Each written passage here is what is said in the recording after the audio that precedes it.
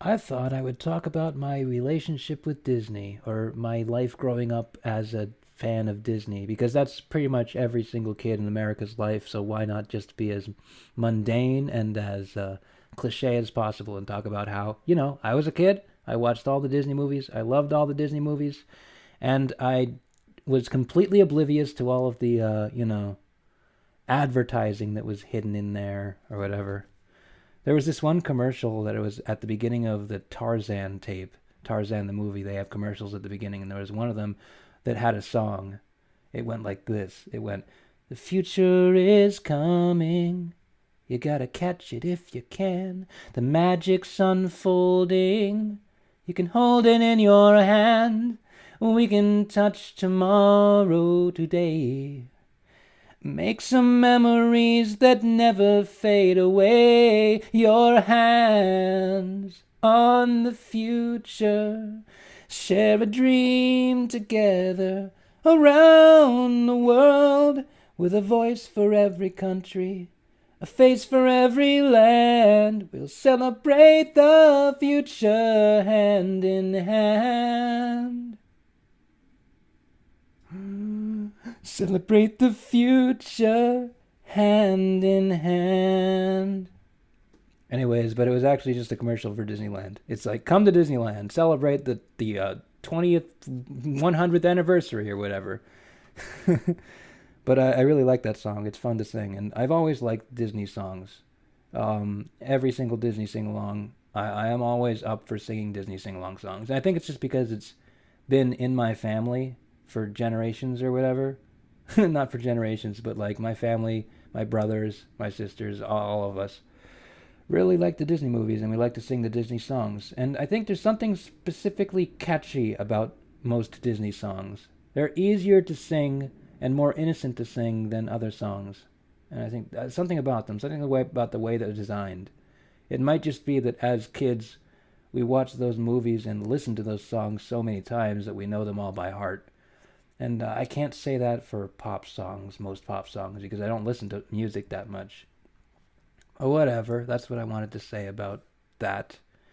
When I was a teenager, I thought that singing was dumb. And then I remember there was this one moment when I was walking in the house and I decided to, mock sing, like just pretend to sing as loudly and as longly as I could. I think it was either like the Titanic song, the "You're here, there's nothing I fear," and then like in the moment that I did that, like I realized that singing was awesome and I loved it. It's just such a free expression of power, I guess. I don't know. It's not power, but it's an expression of love in like a more pure sense than most expressions of love. I don't know. It's just really fun to sing, and I've always enjoyed it.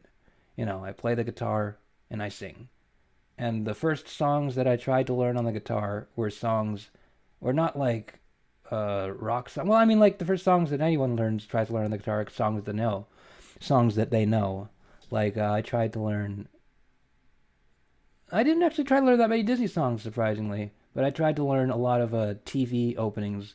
I really liked Muppet Babies as a kid, even though it doesn't make sense that I even watched Muppet Babies as a kid, because Muppet Babies was a show that aired in the 80s. It must have been like a rerun or something, but I remember watching it. I remember every time that Muppet Babies was about to come on, I was excited. But also, I don't remember anything. Like, I remember 2 episodes at most what happened, but I must have watched more than that, right? I could have just been excited, like, for 2 episodes of my life. I don't understand that. There's certain, there's certain TV shows that I remember, like, a ton of episodes from. But there's other TV shows that I'm sure that I watched a lot of, but I don't remember any of the episodes. Like Dexter's Laboratory, which aired on Cartoon Network. I didn't really even like that show that much, but for some reason I can remember a lot of episodes. Because they all had like a plot or a premise that was easy to remember. Like, there was the episode with Santa Claus. There was the episode where Dee Dee becomes a giant. There was the episode where Dexter goes into Dee Dee's room. There was the episode with the, Bigfoot. There was the episode, like, I could just name them off, probably most of them. Even though I've only seen them like once. And I can't do that for that many shows. I cannot do that for Muppet Babies. I only remember in Muppet Babies, I only remember there was an episode that featured footage from The Blob. But instead of at the end of The Blob is a movie from the 50s where there was this blob that came down in a meteor and crashed into the earth, and then someone touched the blob, and then it ate his hand, and then he tried to go to a doctor. By the time he was brought into the doctor, the blob had eaten him, and then the blob kept eating people and eating people and eating people until like everybody was cornered. They were all being chased by the blob, and they were cornered in like the basement of some bar or something. And then someone got the bright idea to take out the fire extinguisher and shoot the blob with freezing ice beam from the fire extinguisher, and it froze the blob, and they won that way. And then eventually there was a helicopter that carried the blob and then dropped it into the ocean, or dropped it into a river or something, so it would never escape. Dropped into an ocean that was freezing cold, so into the Arctic Ocean. But anyways, there was an episode of Muppet Babies where it was basically the scene where they're shooting the blob with the fire extinguisher, except instead of shooting the blob with the fire extinguisher, they were shooting it with pies. And the only other episode that I remember was one where the Muppet Babies could not sleep. I don't know why I'm talking about these episodes. I guess I've run out of material. I've really run out of material this time. But the only other episode that I remember of Muppet Babies was the episode where they couldn't go to sleep. For some reason, they couldn't get to sleep. Or there was nap time and they were supposed to get to sleep. Like, they tried many different methods. One of the methods was like putting on a blindfold so they wouldn't see. So Kermit tried putting on a blindfold, and then he saw like the scary guy come at him for a second. He was like, "Rawr!" But I don't remember how they resolved that. I think they just eventually fell asleep because they were tired or something. Anyways, what was I saying about that? Oh yeah, I liked it as a kid, so I learned that song on the guitar. That was one of the first songs that I tried to learn. You know, after the This Land Is Your Land, the standard songs that you learn that are easy. And I actually couldn't find any chords for it. It was very annoying to me, so I actually figured out the chords myself. And then, because it's very simple, it's just the C, A minor,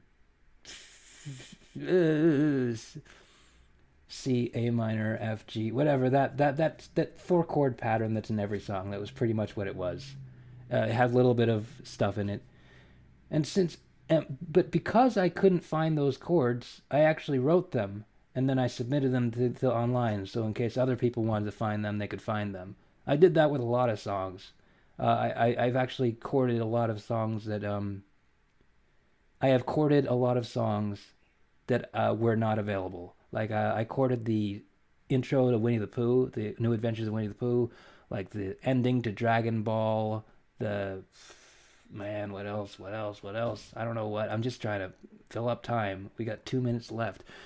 I chorded the Kim Possible theme. It's still one of my favorite things to play. It's just like, and that's like, it's an intense song if you sing it right. Like, basic average girl, I'm here to save the world. Stop me 'cause I'm Kim Possible. Wah! Something, sing something, whatever.